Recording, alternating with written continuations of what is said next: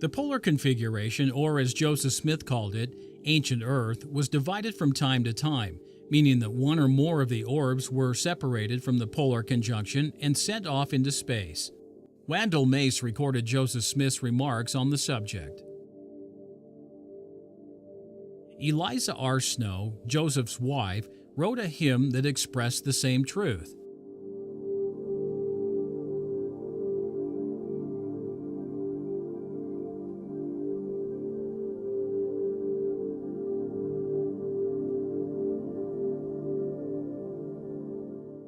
Parley P. Pratt claimed that fragments of Earth, meaning planets, would return in the latter days.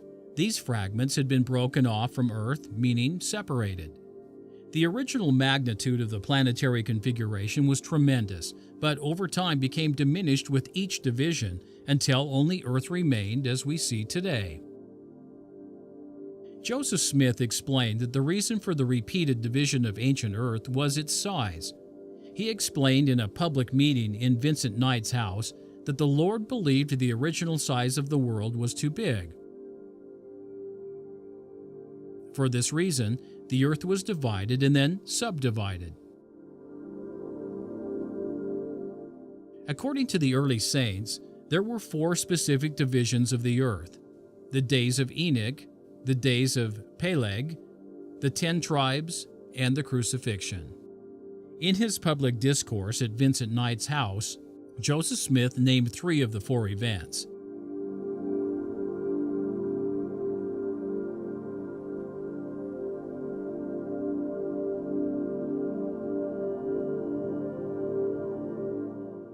Eliza R. Snow, Smith's hymn, mentioned the division at the time of Enoch and the removal of the planet with the 10 tribes.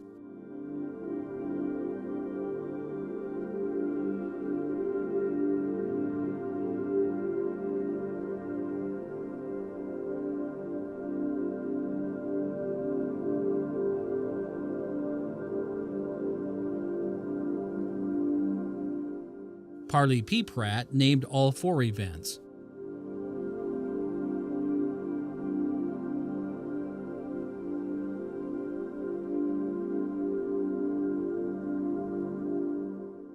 The first time the earth was divided was in the days of Enoch. Genesis records the event without an explanation of what happened. Enoch simply was not because the Lord had taken him.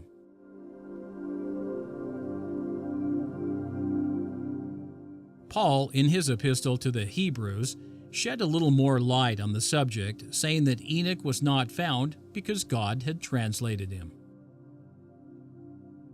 The Book of Moses, partially restored by Joseph Smith, records that Enoch and his city fled the earth and was taken up into God's bosom.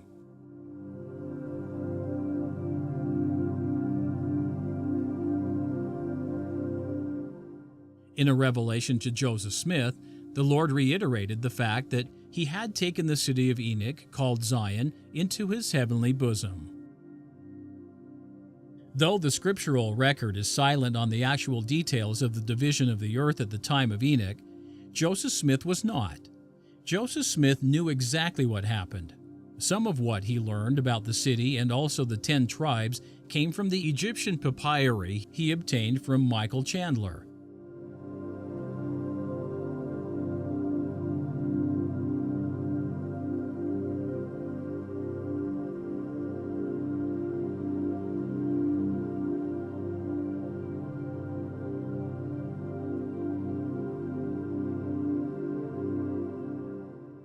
Joseph knew that Enoch and his people had been translated, not tasting of death.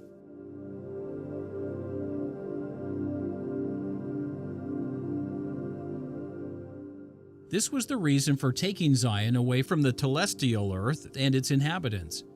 Enoch and his people were now of a different order and could not remain on earth.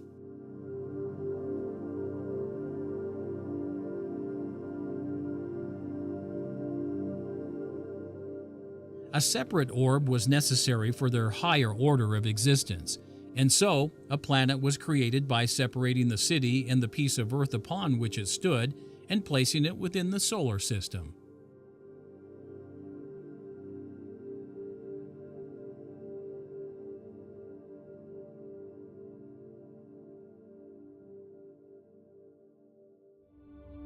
Eliza R. Smith echoed Joseph's claim that the Lord created another, higher sphere for Enoch and his city to live on.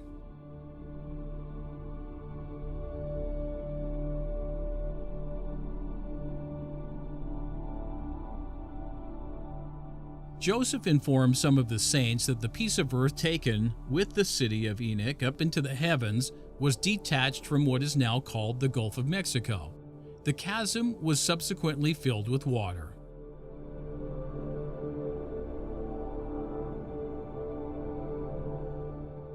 It is hard to imagine that such a small fragment could constitute a planet of sufficient size and resources to house and sustain a city such as Zion.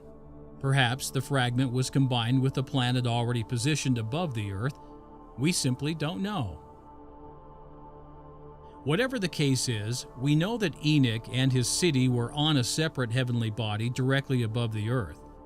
We read in Genesis that men attempted to reach heaven by building a tower.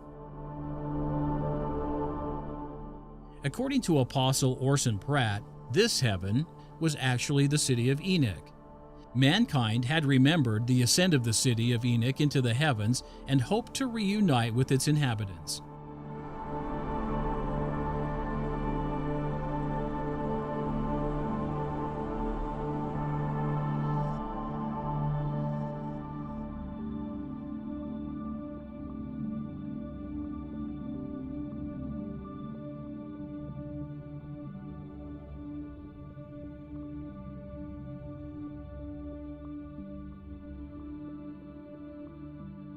Their efforts, of course, failed. Nevertheless, the episode plainly indicates that this presence of a planet above Earth at the time, one seemingly close enough to be reached by a tower.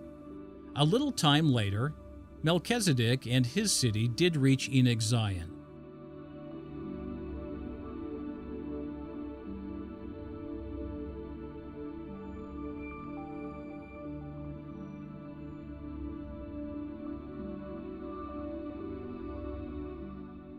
Neither of these events required a dividing of the earth.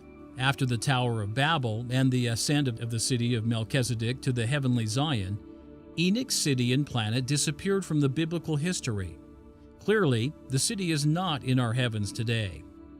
Therefore, it must have been separated at a later division of earth, perhaps at the time of Peleg, or with the 10 tribes, or perhaps at the Crucifixion.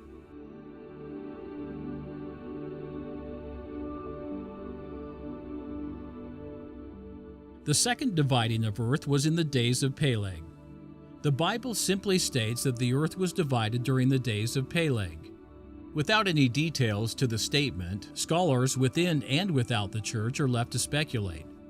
Speculation ranges from the division of continents to the separation of nations, but Joseph Smith had a different take. The dividing of the earth during the days of Peleg consisted of separating a portion of the ancient earth. Joseph made another similar statement where he intimated that the earth was divided at the time of Peleg to diminish an earth that was too large. In other words, the dividing of the earth was not the shearing off of a piece of our planet as from the Gulf of Mexico, but was the separation of one or more of the planets of the great congregation. Parley P. Pratt made it clear that the fragments torn from Earth during the days of Peleg and at other divisions were stars, a reference to planetary bodies.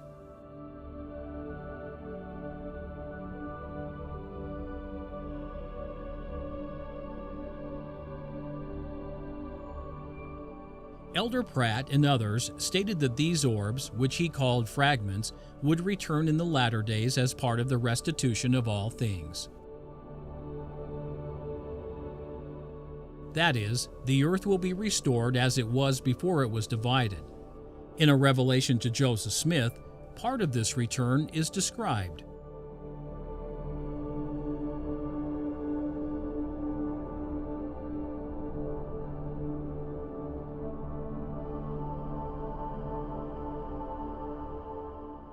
The land of Zion and land of Jerusalem are not continents, but planets. Planets, not continents, are turned back into their own place, as Joseph Smith described.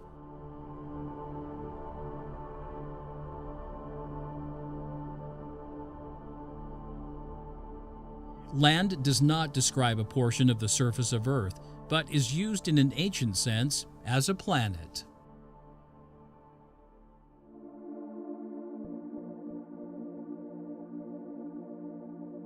Joseph Smith was quoted as saying that the 10 tribes were taken away by Shalmaneser, king of Assyria, and have not been heard of since. The context is that, at some point, they were removed from the earth as during earlier divisions.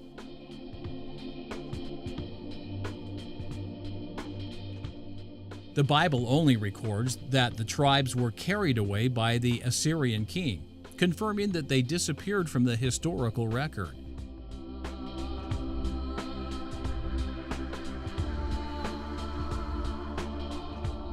The Jewish historian Josephus believed that the 10 tribes remained beyond the Euphrates until his time and, by extension, to the present time.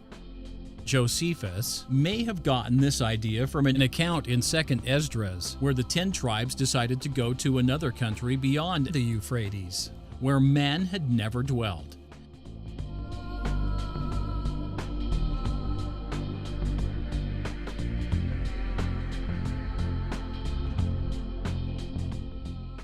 The journey to this land was accomplished by the miraculous help of the Most High.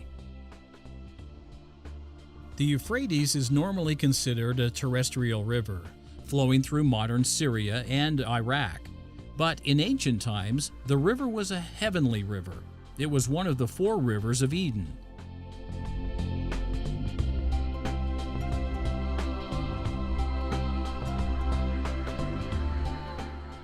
The Euphrates will return at the second coming when the polar configuration is reformed.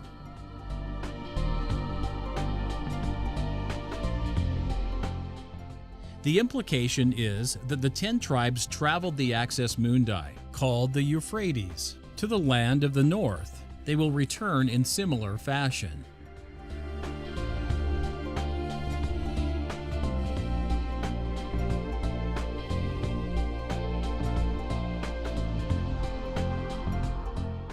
The scientific principles to support this claim will be explained in our Planets of the Apocalypse series. We learn from Joseph Smith that the 10 tribes are not on this planet. Bathsheba Smith heard Joseph say that tribes are on a portion of this earth which was sent off into space.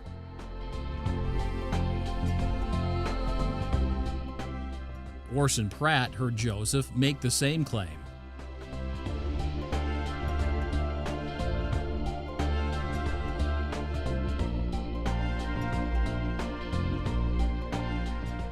Joseph knew the current location of this north country from the papyri and confirms the account in 2nd Esdras.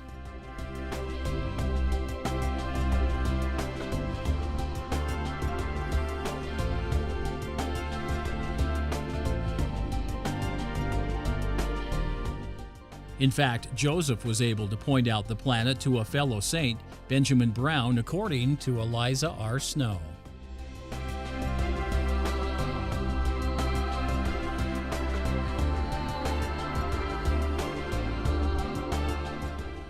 The land of the North Country, as Joseph called it, is consistent with the key given him by Moses in the Kirkland Temple.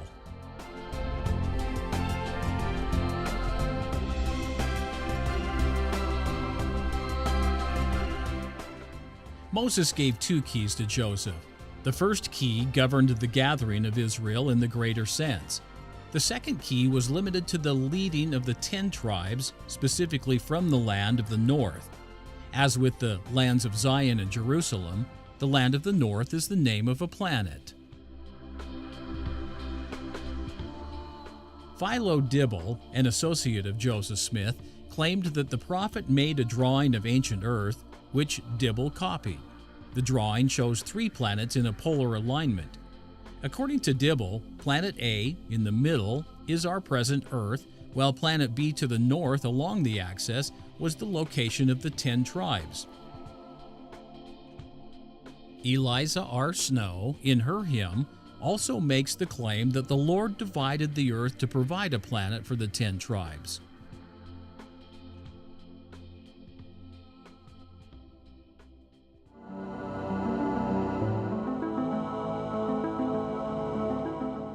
Apostle Parley P. Pratt wrote that the earth was divided at the time of the crucifixion of Jesus Christ.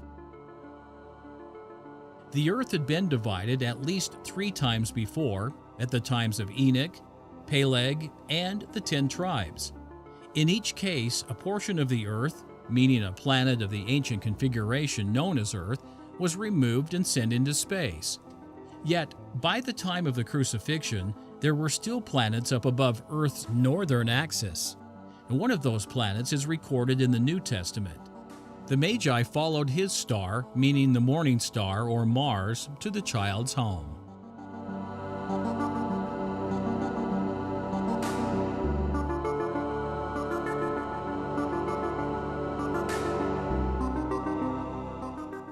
The star moved, meaning it was, in the Greek, a wandering star, the term for a planet.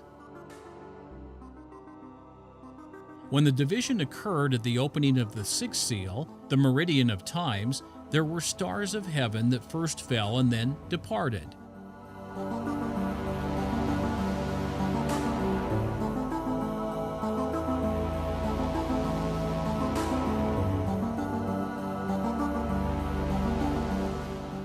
The departure of the stars caused a great physical calamity upon earth, as John recorded.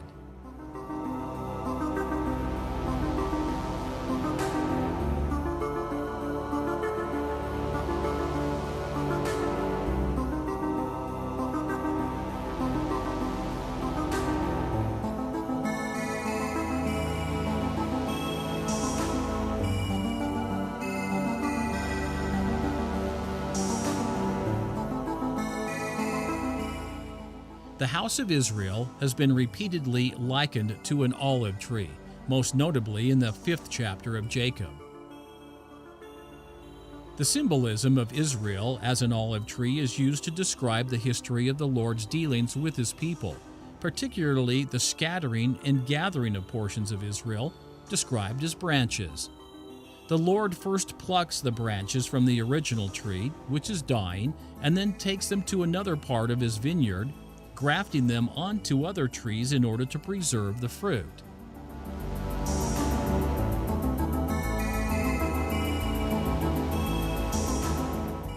Lehi explained to his family the connection between the scattering of the branches of the olive tree to the scattering of the house of Israel.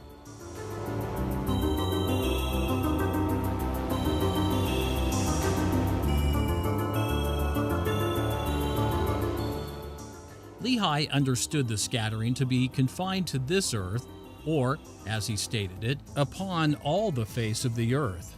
Indeed, some of the branches of Israel, the olive tree, were broken off and sent to another part of the world. This was the case with Lehi's family.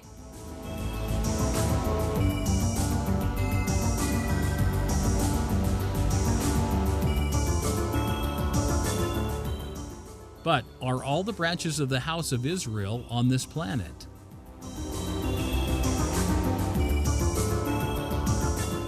The olive tree of Jacob's parable was one form of the tree of life. Joseph made this connection when he called the revelation, now known as section 88, the olive leaf, and said it was plucked from the tree of paradise. But there are other variations as well. The fig tree, of which Parley P. Pratt spoke, is one of them. The figs of this tree represent stars, or, as Elder Pratt explained, planets broken off from ancient Earth. This understanding is consistent with the ancient conception of the tree of life. Universally throughout the ancient world, the world tree was a congregation of planets.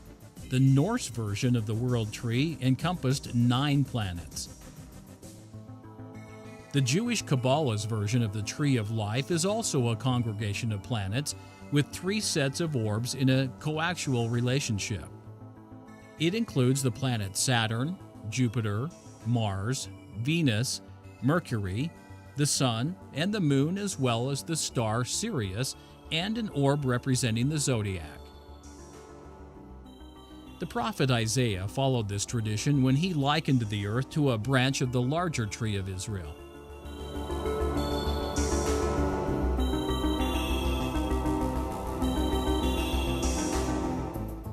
This radically changes the interpretation of Jacob's parable of the olive tree and the understanding of the nature of the scattering and gathering of Israel, the true subject of the parable. Branches are no longer simply tribes or groups of people separated from the trunk of Israel.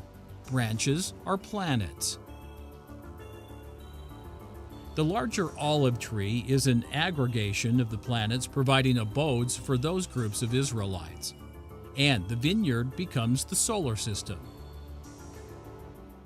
With this new context in mind, a reinterpretation of Jacob 5 is in order.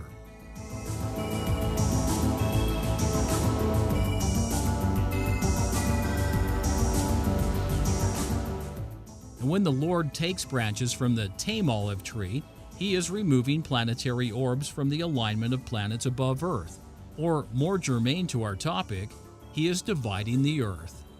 When He then hides these branches in the nethermost part of the vineyard, He's sending these planets to the outskirts of the solar system, hiding them from man still remaining on Earth.